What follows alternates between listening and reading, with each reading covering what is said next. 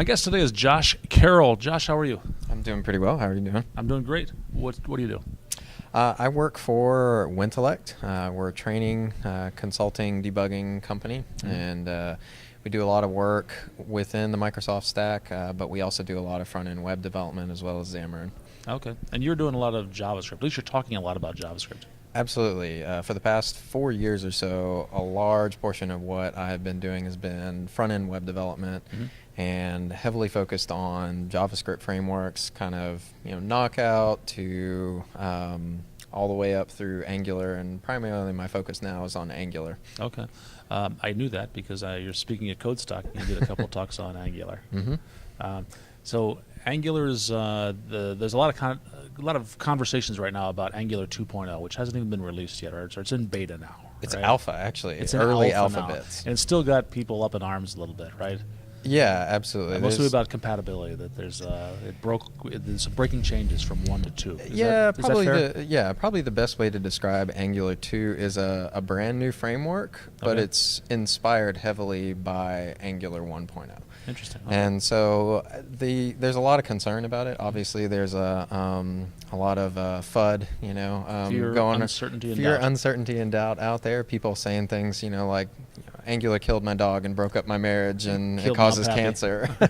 But I think most of the fears are really kind of unfounded. I think there was probably some bad messaging initially around Angular 2.0, but the more that I've worked with it, on my talks and getting it together and even just developing messaging for clients, what I found is that if you follow certain practices within your Angular 1 applications today, you're going to be in a really good spot for migrating over to Angular 2. Okay. Can we just back up 1 second here and just tell what problem does Angular solve? Well, I think the big problem that Angular solves for a lot of developers today is that it gives you this really nice, expressive data binding kind of framework to work in. And so you have HTML, and instead of you having to do all of your rendering in JavaScript, you can just have HTML and you decorate some attributes on there. And for people who come from either a Silverlight or WPF background, it's really appealing because the data binding aspect just kind of makes sense. Okay. It also gives you the nice front-end framework to be able to do everything you need to do for a single-page application. It's kind of a one-stop shop. So instead of having to stitch together a whole bunch of little libraries, you get everything you need in Angular to be able to build a nice, impressive web application. Okay, and that was true in Angular 1. It's also going to be true in Angular 2. Absolutely, and Angular 2 even has some new features that are going to be part of the framework that are really going to make it a nice story. It has speed is a lot better in Angular 2. Now, one of the sacrifices is that we don't get two-way data binding anymore. It's unidirectional, but I think that React really proved that that's a model that makes a lot of sense, and especially when it comes to being able to render things within the DOM, you get some amazing speed improvements by having kind of this directed acyclical graph, this unidirectional data flow. And then on top of that, Angular 2.0 also has an abstracted rendering engine, which means that now we have the possibility of being able to do things like server-side rendering and even native rendering. And there's already been efforts done and some demos done on both of those. So you one day might be able to write a Angular application and have it render down to a native Android or iOS application. That would be pretty cool. I will save that conversation to dive deep into Angular 2 when it gets closer to release. Hopefully it'll be back at that time. But right now, let's talk about just the migration strategies, because people are concerned about that. They've written applications already, or they're in the process of writing applications, and they want to be ready for this. You mentioned some, I think it was the phrase, best practices or some good coding practices?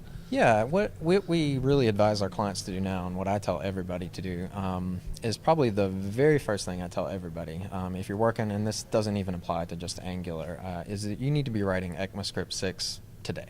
Okay. And so whether you choose to use TypeScript, which I happen to personally think is a really nice transpiler. TypeScript is Microsoft's language that compiles down to JavaScript. Right, absolutely. But it's type safe and that supports classes. And It's basically cool things. ECMAScript 6 with added type annotations on top of it. I see, yeah. And it's a superset of ECMAScript 6. Okay. And then, but if you aren't, if you're not real keen on having types within your JavaScript, and some people feel passionately about that, and you just want to use plain ECMAScript 6, Babel.js is a great option. It's another transpiler, but it's designed to really go strictly to the spec. So for ECMAScript 6. But the reason I say that is because the browsers, you're never going to be able to write up to 100% of the spec because you're always going to have to support some legacy browser, at least a couple versions back. And so I think transpilers are really here to stay. And if you want to be able to take advantage of those features, then you need to be writing in ECMAScript 6 and using a transpiler right now. I see. Okay. So on top of that, that's kind of the first step. And with Angular 2.0, most of the idea around it is based on components. And this whole idea of web components and having this composable blocks of application that you can just stitch together. And we have directives in Angular 1.0, but we also have controllers and views and the way that we route. And so the nice thing is that you can take your entire application, and instead of thinking about it in terms of these disconnected controllers and views, really reorganizing it around features and components. And so you start to take all of what used to be your controllers and views that were separate, and you sort of tie them together in a directive and make it a single component instead. And so instead of thinking about your application as just a whole bunch of views and controllers that you mush together, you think of it as composing a bunch of widgets to form a whole cohesive application. This is new ground for JavaScript developers, I think, in general. I'm generalizing here, but JavaScript, since it's a it's a scripting language, it's a very small language. JavaScript developers, I think my impression is that they're not used to that kind of structure in their lives. I think in some sense, but there's a lot of best practices that are starting to form, and I'm not saying that they should be that way. Right. I'm saying that's my observation. Maybe that's unfair. I don't know. Yeah, absolutely. Is that a fair observation, you think? I think so. Some of the general guidance that's come out of people who've been working on really large-scale Angular applications is they just kind of fell naturally into this place. Okay. Maybe frameworks like Angular, I think, help to organize your projects because they help you to organize your thoughts and direct you in a way of doing things. Right, absolutely. And the idea of being able to formalize that now is slowly moving into the spec as the idea of web components and things like the shadow DOM and having encapsulated styles and things like that. As those become more formalized, you have projects like Polymer that are designed to polyfill that and give you web components today. But I think that's going to become more of a trend.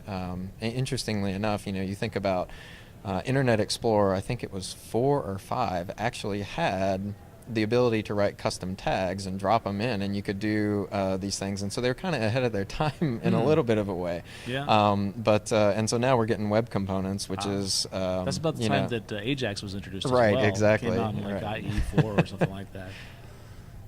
So thinking about your application in terms of components is a big one.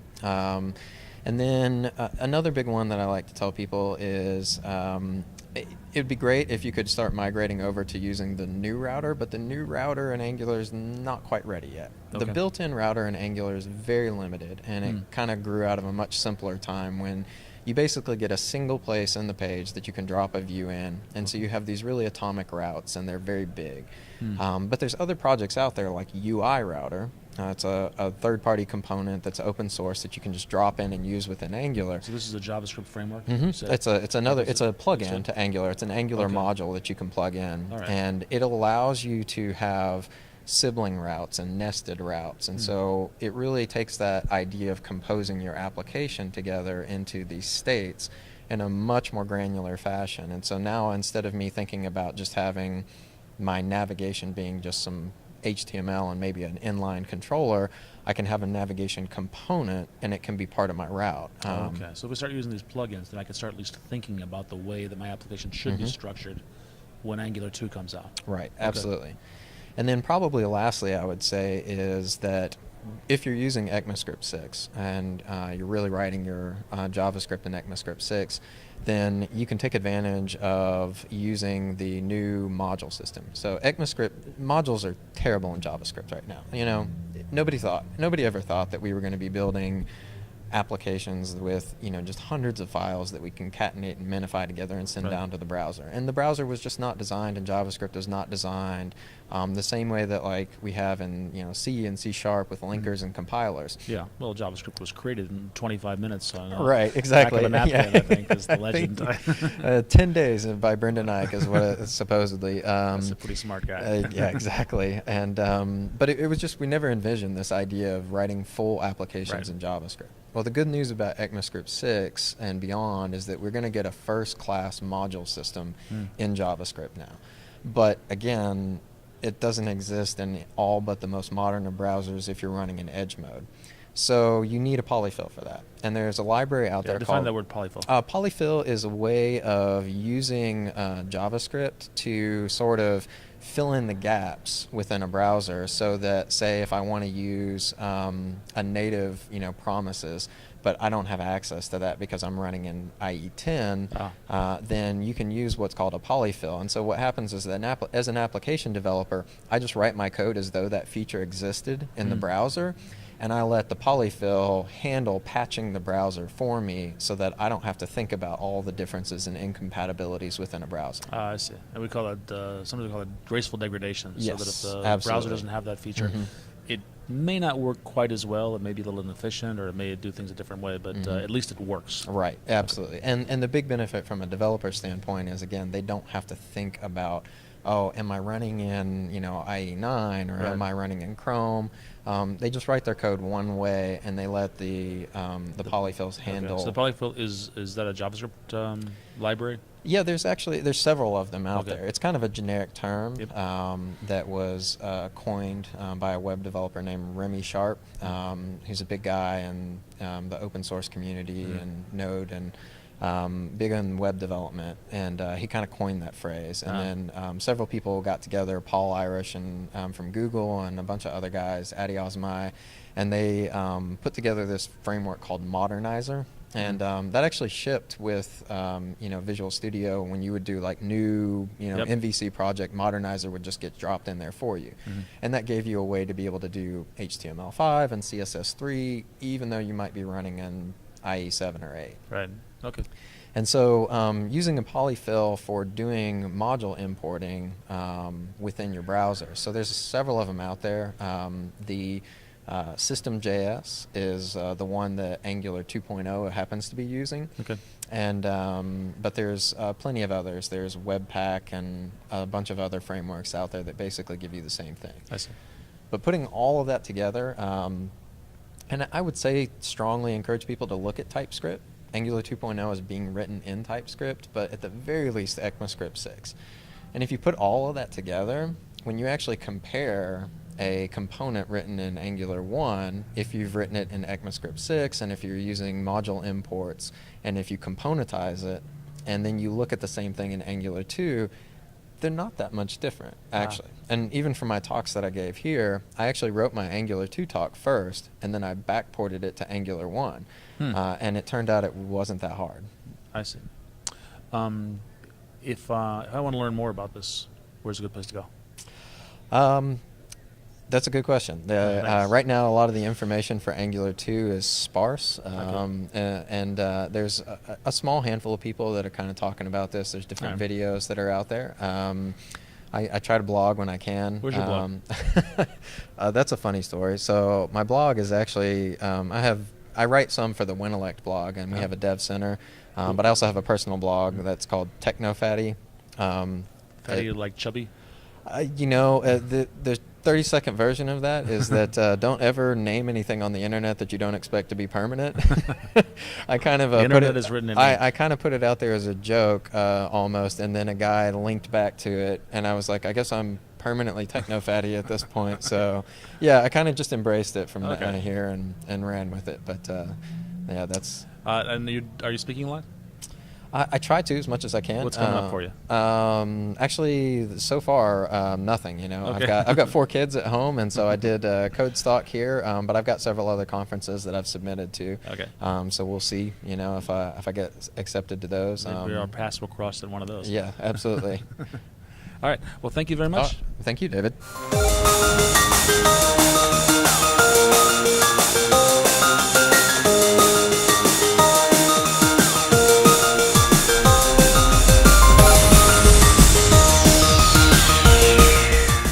The other day, I actually was able to get